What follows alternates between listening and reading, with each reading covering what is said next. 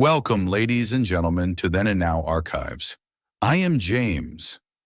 There are women who spend their entire lives searching for love, but there are also those who, like Diane Keaton, pass through love to find themselves.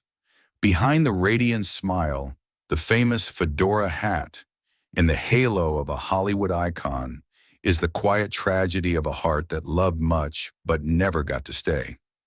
Diane once had in her hands three men whom anyone would think would bring her happiness: Woody Allen, Al Pacino, and Warren Beatty. Three geniuses, three brilliant romances, and three times ending in incompleteness. She loved with all her heart, gave her entire soul, only for each breakup to turn into a role, a chapter of art, a wound wrapped up with a smile.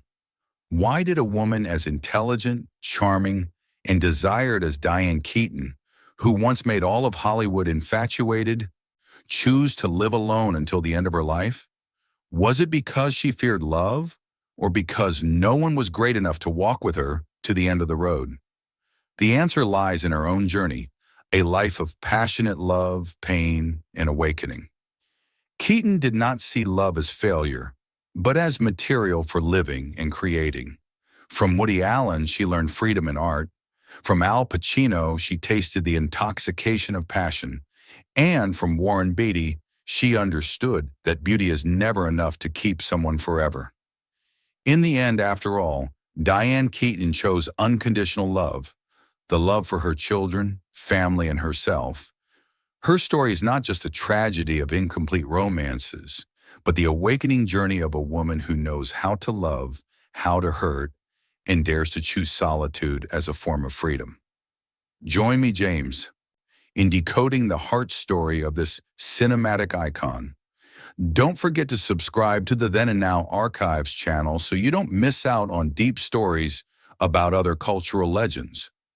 Diane Keaton, the legendary Hollywood actress, closed her life's journey on October 11th, 2025, at the age of 79, leaving behind not only more than half a century of dedication to cinema, but also a life steeped in beautiful but sad romances, romantic but incomplete. She never married, despite experiencing three profound romances with three renowned men. Each of them passed through Keaton's life like a shooting star, leaving an indelible mark on her heart and art, but none stayed until the end. Behind the glamour of an Oscar-winning star is the quiet tragedy of a woman who loved with all her might, but was never chosen. Keaton once said, "I always loved men who couldn't love me forever." And indeed, those romances, both sweet and cruel, became fuel for her to soar in acting, transforming into vivid characters that haunt. From the eccentric freedom of Annie Hall to the simmering pain of Kay Adams in The Godfather, Keaton was not just playing roles, but reliving the very emotional highs and lows of her own broken loves.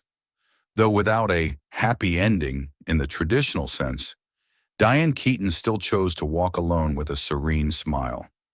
She did not let the wounds of love turn into bitterness, but transformed them into light that nourished her career, style, and philosophy of life. She once said, "I don't need marriage to complete myself. I just need to live true to who I am." Diane Keaton's life and love story thus becomes a symphony of passion, solitude, and pride, where a woman dares to love, dares to lose, and ultimately finds freedom in her own broken heart. The relationship between Diane Keaton and Woody Allen began like a romantic novel chapter in Hollywood's thick book, light, graceful, and steeped in creative inspiration. In 1969, when Diane Keaton was still a young, little-known actress, she entered the audition room for the play Play It Again, Sam, written and directed by Woody Allen. Without many words, Allen was captivated by the woman with eyes both intelligent and fragile, a beauty not perfect, but full of haunting allure. Between them quickly sparked a strange connection. On one side, a solitary genius, reserved and sensitive. On the other, a goofy, confused girl, full of vitality. That love sprouted in art, grew in solitude, and gradually became a wound that never healed in both their hearts. Their love was not noisy like familiar Hollywood scandals, but a simmering, refined affection nourished by intellect and loneliness. They talked every night about philosophy, about Bergman, about life's quirks, and in the silences between bursts of laughter, Keaton realized she had fallen for a man who could belong to no one. Woody Allen, with all his talent and inner obsessions, was both light and shadow in Keaton's life. He made her laugh, made her more confident, but also plunged her into vast emptiness, where she understood that this love, no matter how deep, could not save the innate loneliness of both. Throughout a decade, they created 8 films together, each work a piece of memory, an unextinguished piece of love. From Play It Again, Sam to Love and Death, and finally Annie Hall, all like a journey retelling their own story. Love, loss, and inability to forget. Annie Hall is the most beautiful and painful farewell Allen gave to Keaton. In every glance and smile of Annie Hall, people saw Diane Keaton herself, the eccentric, free, vulnerable woman yearning to be loved. Allen wrote the script like a confession, while Keaton acted as if reliving the moments gone by. The film earned her the Golden Oscar statue, but behind that glory was a heart both honored and torn apart. After the breakup, they did not sever ties but continued with a quiet friendship. Keaton still called Allen her best friend, and in the years he was surrounded by accusations, she stood by him, saying, "Woody Allen is my friend, and I believe him."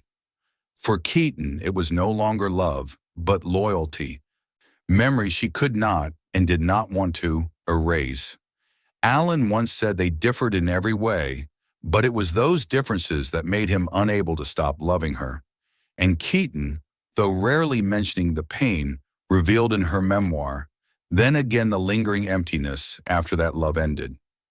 She wrote, "There are people who enter our lives, then leave marks so deep that even if we go to the end of life, we cannot stop seeking them in memory."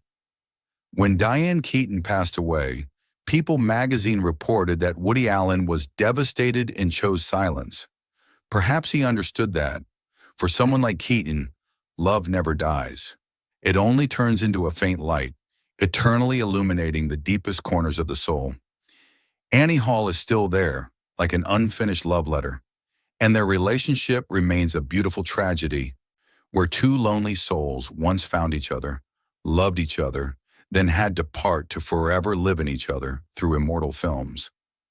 If Woody Allen was the creative love, where Diane Keaton found her artistic voice, then Al Pacino was the most frenzied love in her life, a flame both brilliant and consuming, lasting nearly 2 decades and leaving wounds that never healed. They met in 1971 on the set of The Godfather, directed by Francis Ford Coppola. When Keaton was cast as Kay Adams, the gentle but deeply suffering wife of Michael Corleone, the character played by Pacino. In the first audition, Keaton was overwhelmed by Pacino. She recounted, "I was crazy about him. He was charming, funny, talked nonstop. There was something about him that made me want to get close and fear losing myself." Amid the long shooting days, their love quietly blossomed after the stage lights, in quiet moments when the crew disbanded, and in Kay's gaze toward Michael, a gaze both loving and fearful. They came together like 2 natural attracting poles. Keaton, always yearning to be loved and understood, found in Pacino a solitary artistic soul, while Pacino saw in Keaton a woman who could make him laugh, make him vulnerable, and make him feel safe in a pressured world. But the more they loved, the more they hurt each other, because their love was built on 2 hearts too intense to coexist. That romance officially exploded when they reunited in The Godfather Part 2 in 1974, and from then on, it became a journey full of passion, torment, and suffering, They loved, broke up, then returned like two addicts unable to quit each other. Keaton once said, "He was the greatest love of my life, but also the one who made me shed the most tears." She loved Pacino with all sincerity, while he loved her in the way of a man fearing loss of freedom. Keaton longed for a family, a commitment, a peaceful anchor, but Pacino could only love in moments, not forever. She once recounted, "I told him I wanted to marry, and he just stayed silent. In that moment, I knew our love had reached its end." After the breakup, Keaton sank into a long void.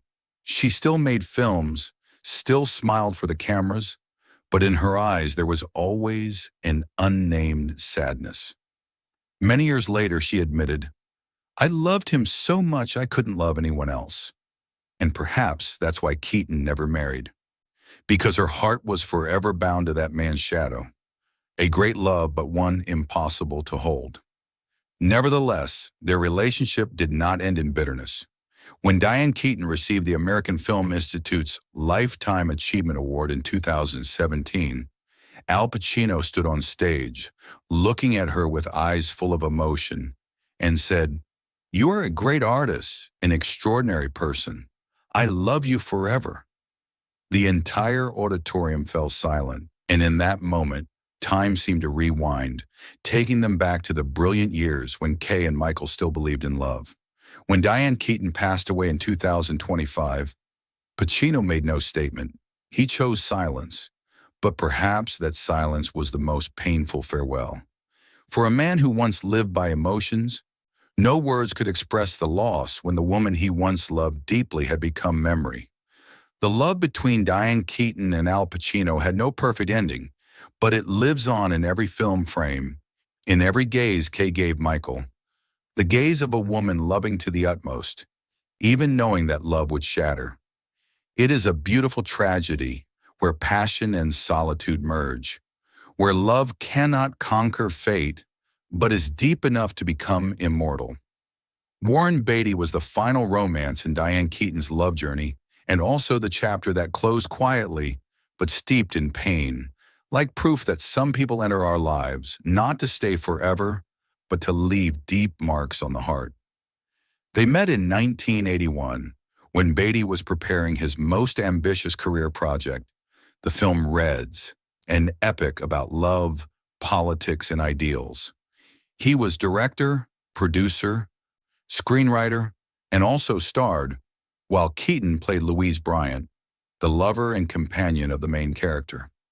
It was on that tense set, amid exhausting shooting days and late-night script discussions, that a love blossomed between two artists, sharp in intellect and fierce in emotion, but also full of tragedy and uncertainties. Keaton once recounted with a voice both infatuated and witty, "I was madly in love with Warren from the first time I saw him in Splendor in the Grass. He was too handsome, charming, and intelligent in the way that makes women want to love and run away." Beatty, famous for his tangled romantic life and Hollywood arrogance, was conquered by Keaton's uniqueness and sincerity. He once said, "She has it all: intelligence, humor, integrity, and an inexplicable beauty. She's different from everyone I've ever met." That love lasted about 5 years, from the start of filming Reds until the mid-1980s. But Beatty's complexity and Keaton's strong, free personality created gaps that no love could fill. They loved each other passionately, but at the same time, they hurt each other many times due to irreconcilable differences. Keaton once admitted, "Warren is his own universe. He shines, he's creative, but he also needs freedom to revolve around himself. I loved him, but I knew I couldn't be the center of that universe." The breakup had no storm, no dramatic sobs, but only a slow realization of love's limits and the solitude each had to endure. Nevertheless, the respect between them remained intact. Many years later, Keaton still mentioned Beatty with a gentle smile and nostalgic eyes. "He's still sexy, still mysterious, still insanely talented. He's Warren Beatty, and he'll always be that way. And Beatty, though rarely speaking about his personal life, once admitted that Keaton was the woman he respected most. When Diane Keaton passed away in 2025, Beatty made no public statement, but according to those close to him, he sank into silence and contemplation, carrying a quiet pain because the most beautiful part of his youth and love had gone forever. The romance between Diane Keaton and Warren Beatty was not about eternity, but a brilliant, tragic chapter in the journey of freedom and resilience of a woman who dares to love, dares to lose, and dares to walk away.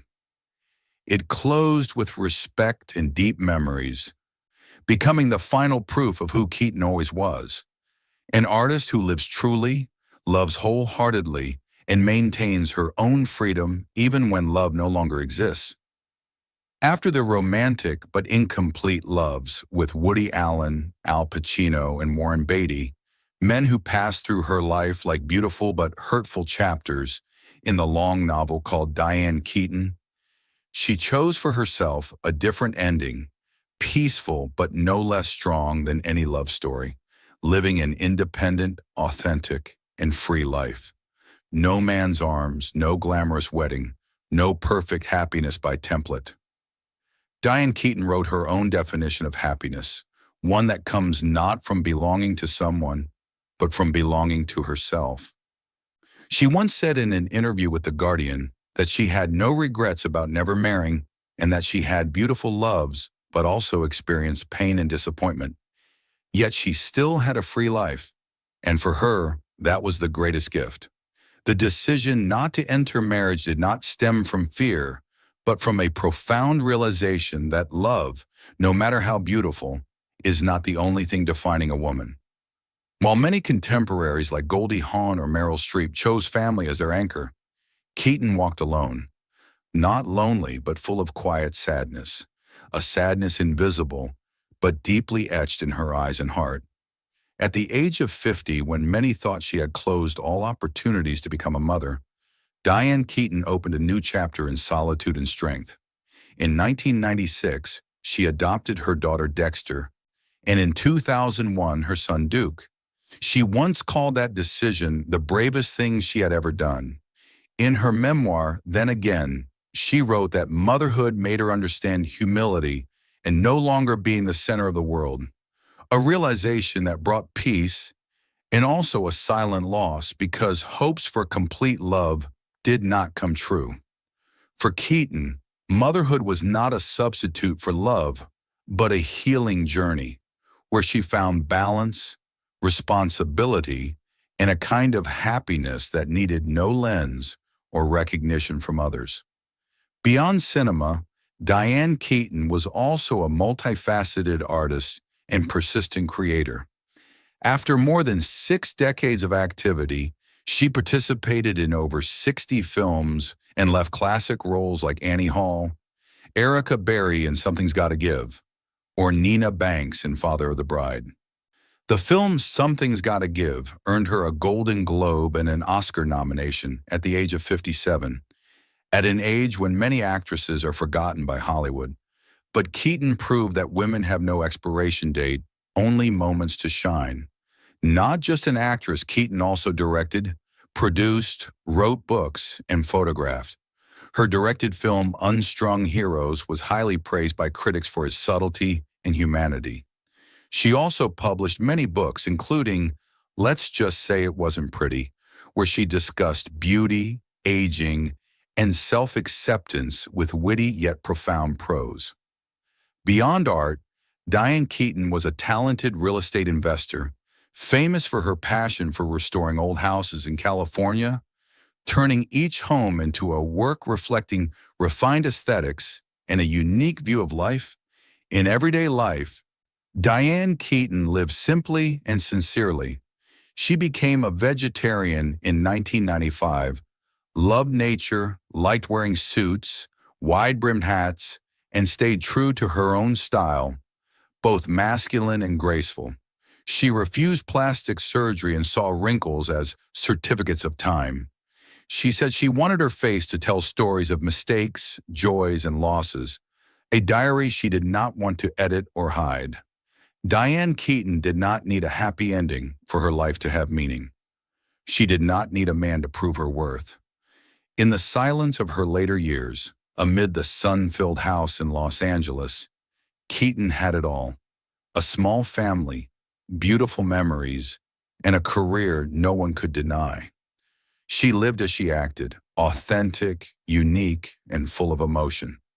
When closing her journey on October 11th, 2025, Diane Keaton left behind not only over 60 films but also a great spiritual legacy, proving that women can be happy without being chosen.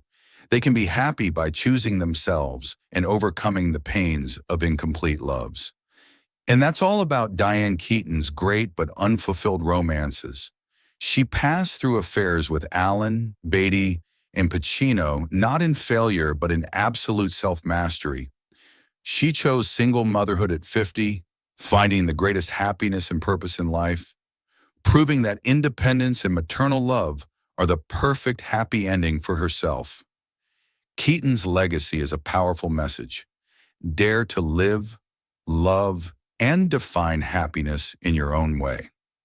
All information in the video is compiled and verified from reputable and official press sources such as CBS News, the New York Times, CNN, Reuters, ABC News, and NBC News, ensuring accuracy, reliability, and verification by multiple international media outlets.